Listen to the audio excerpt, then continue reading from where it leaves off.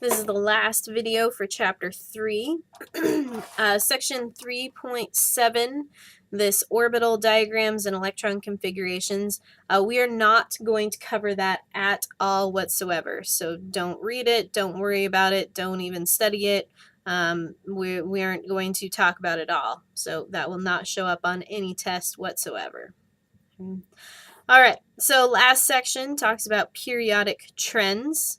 One of the main periodic trends that's going to dictate our periodic trends is this concept of valence electrons. And valence electrons are extremely important to us, and that's because these are the electrons in the outermost level, so the highest energy level.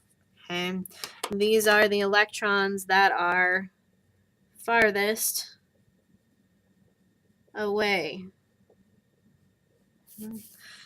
If they're farther away, that means that they are farther away from the nucleus, but they're closest to their other surrounding atoms. Okay, so these electrons that are farthest away from the nucleus are the ones that perform the chemistry in a chemical reaction because they're the ones that can go and interact. Okay, the electrons that are closer are too close to the nucleus. They don't go and interact with anyone else. So it's the outermost electrons that do chemistry. So they're extremely important to us. So one of the ways that we represent these valence electrons, your book calls the electron dot symbols. Okay, and very commonly they're also referred to as Lewis dot symbols. So I apologize, I learned it as Lewis dot. I will probably call it these. Just know that they are the same things. Okay. The rules for our electron dot symbols is you're going to use a dot for each electron, so each valence electron, and we're going to put that on the four sides of the chemical symbol. Okay. We're going to put one dot, so one electron, on each side before we double any of the dots up. Okay. And it's a really easy thing to do. Okay, and all of the elements in group 1A, these all have one valence electron. So if we want to write, say, the electron dot symbol for lithium, we would just write the symbol for lithium, and we would include a dot on one of the sides as its electron dot symbol. Doesn't matter which side we choose to put that dot. We can put it on the top. We can put it on the right. Doesn't matter. Okay, sodium, same thing. It's still in group 1A. It has one valence electron, so we stick one dot. In group 2A, everything here has two valence electrons, so it will get two dots. Excuse me. So if we look at, say, magnesium, has two valence electrons, so we're going to put two dots, and we don't want to pair them up. We want to keep them separate until we have to pair them up. So magnesium has two dots. Moving over here, we're going to ignore group B.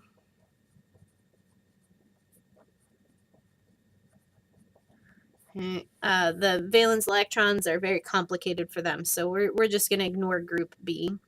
Group 3A, everything here will have three valence electrons. Hopefully maybe you're observing a trend here. Group 4A has four valence electrons. Group 5A has 5. 6A has 6. 7A has 7. And we kind of just ignore the noble gases. Technically, yes, they have 8 valence electrons. One more I want to show you is, let's look at nitrogen's electron dot symbol. It has 5 valence electrons. So we'd have 1, 2, 3, 4 valence electrons. So we have one on each side. Now that we need to put a 5th one on, that's when we will start doubling up. So we have 5 valence electrons around there. If we wanted to show a full valence electron, if we say, look at argon, argon has 8. So we'd have 1, 2, 3, 4, 5, 6, 7, 8. So valence electrons very important to us because they are going to dictate how the chemistry happens. Okay, what chemistry each of those elements do.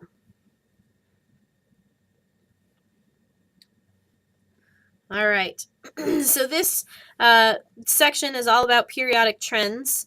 We're just going to talk about 2 of the trends. We're going to talk about atomic radius, also known as atomic size, and ionization energy. I'm going to come back and focus.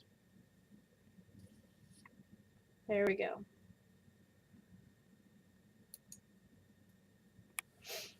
All right. Our atomic radius, by definition, is the volume of the electron clouds in the atoms. Okay. So it's basically how far out the electrons are. So how far out the electrons are.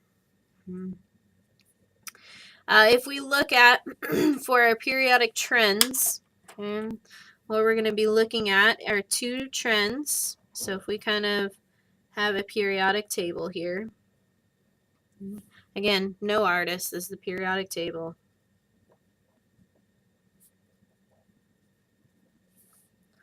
And we want to look at the trend as we go down the periodic table and as we go across.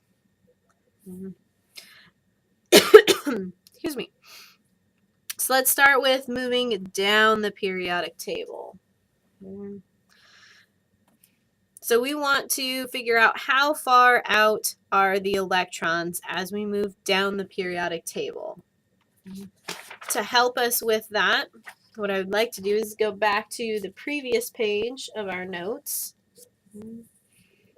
and look at if we were to go down the periodic table. Okay, let's just stick to the group 1A. So basically the outermost electrons, we go from hydrogen, then we go to a 2s, and then to a 3s, and then to a 4s, and a 5s. So what is changing as we go down the periodic table? Hopefully you said the number out in front, right? We go from a 2 to a 3 to a 4 to a 5. We're staying with the s. The s doesn't change, so the shape of that, where that electron is, doesn't change. It's our quantum number that increases. And remember what we said when we originally defined our quantum number is that the higher our n value, the higher our quantum number, the further away from the nucleus we are. Okay. So when we go down the periodic table, our atomic radius is going to increase.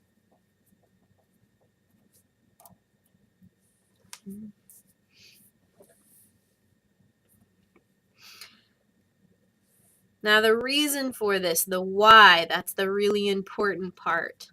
Okay, the atomic radius is going to increase because the electrons are in a higher quantum level.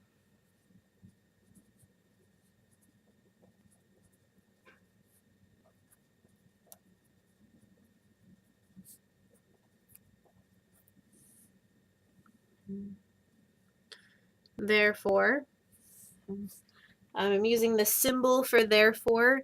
It's a triangle made out of dots. Okay, so that means therefore.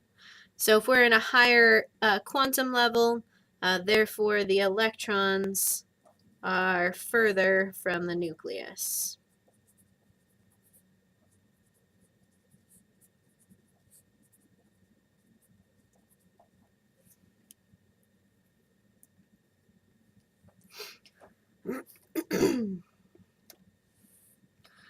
So as we go down the periodic table, our atomic radius is going to increase. Okay. As we move from left to right, if we go back to our picture here, left to right, let's ignore our D elements. They don't really follow by the same rules. So we're just looking at our S and our P. Okay. If we compare one period here, now we have 3 as our quantum level and 3 as our quantum level. So now our electrons are in the same quantum level. So size-wise, they're going to be roughly the same, okay, as we move from left to right. Now there is going to be a slight change that happens. Okay. So let's go back here, and I'll describe what this change is. So as we go from left to right, okay, so now talking about left to right, okay, our atomic radius is going to decrease, okay, slightly.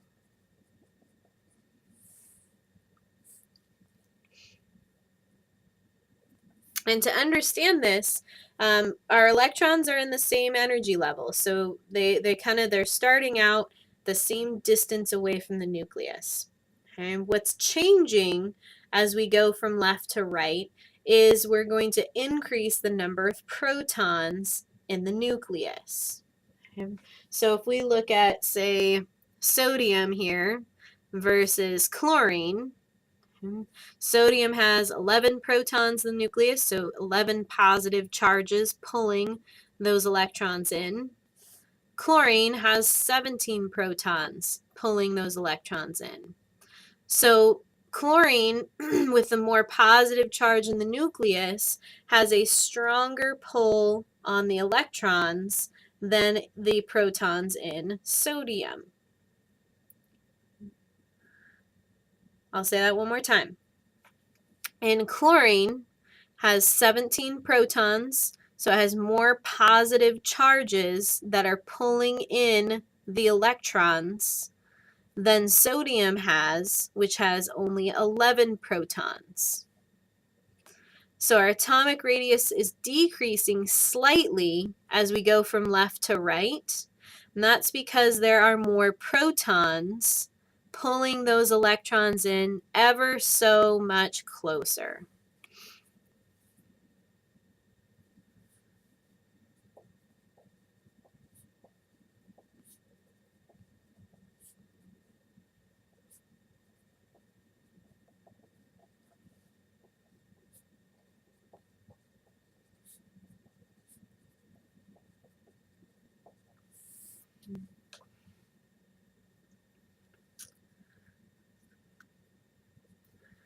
Now, it's not pulling these electrons in so much that it's dropping an energy level. Okay, we're not going to the size of, say, fluorine versus lithium. So the change as we go from left to right is really, really small. Okay, but it is measurable. Okay, and the reason for that is because there's just a little bit more positive pull as we move from left to right.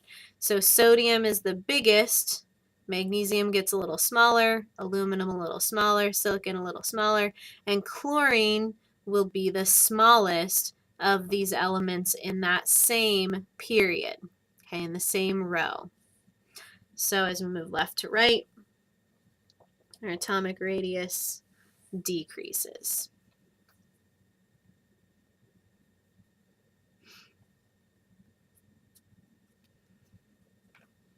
All right. Next trend to talk about is the ionization energy.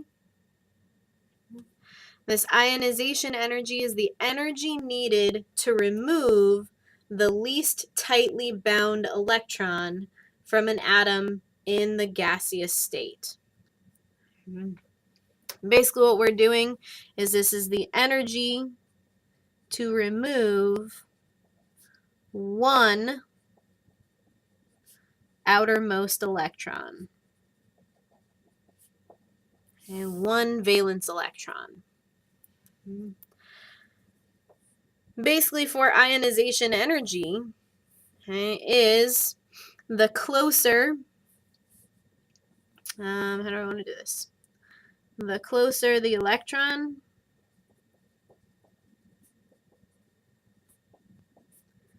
to the nucleus,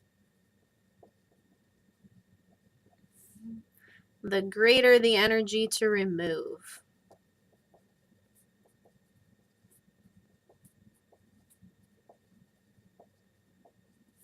And so it has a higher ionization energy.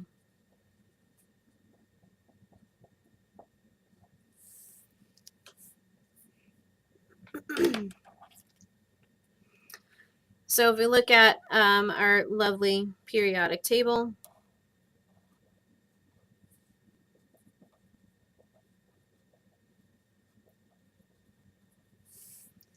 again, we want to look at our trends as we go down the periodic table and from left to right. So as we move down the periodic table, okay, ionization energy is going to correlate with atomic radius, okay, because the closer the electrons are to the nucleus, the greater the energy to remove.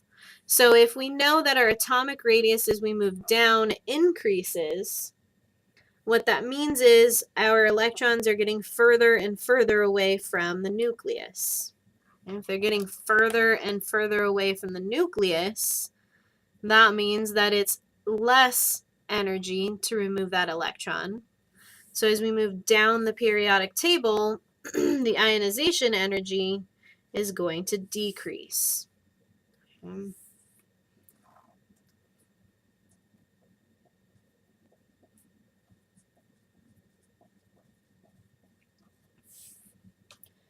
Oops. So I'll say that again, and then I'll write it. Okay. So as we move down the periodic table, okay, our atomic radius is increasing, meaning our electrons are getting further away from the nucleus. Okay, if they're further away from the nucleus, they feel less of that pull from the protons, so they're going to be easier to remove. Okay, less pull means easier to remove. If they're easier to remove, that means the energy to remove them is much less. So ionization energy is going to decrease, and that's because the electrons are further from the nucleus.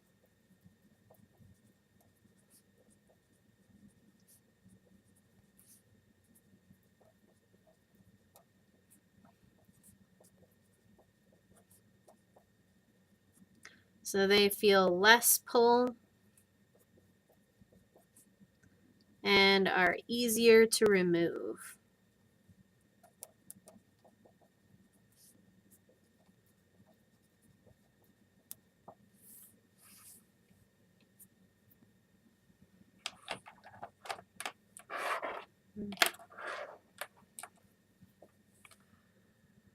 All right. As we move from left to right, remember we can relate this in terms of our atomic radius. So let's go back up to that. So our atomic radius as we move left to right decreases, and that's because there are more protons pulling the electrons in closer to the nucleus. So we have more protons, and they're going to pull on the electrons harder, meaning they're closer to the nucleus. So what does that mean for our ionization energy? Hopefully you said the ionization energy is going to increase.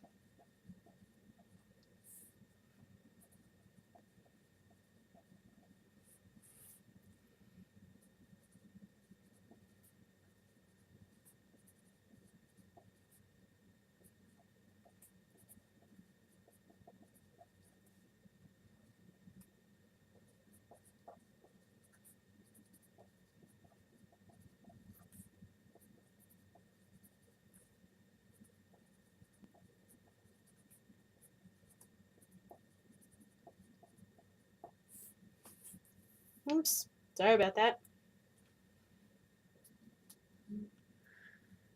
So the ionization energy is going to increase as we go from left to right.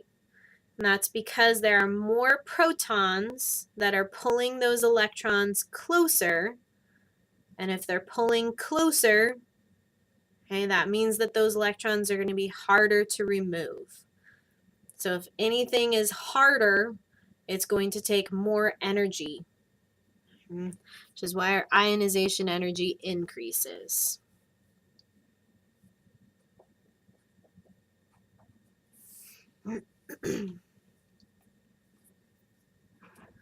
So that wraps up chapter 3. Okay, practice your QMP. Consult the Sapling Learning site for some more tutorials and extra help on that. And then once you feel confident, try and tackle that chapter 3 homework quiz.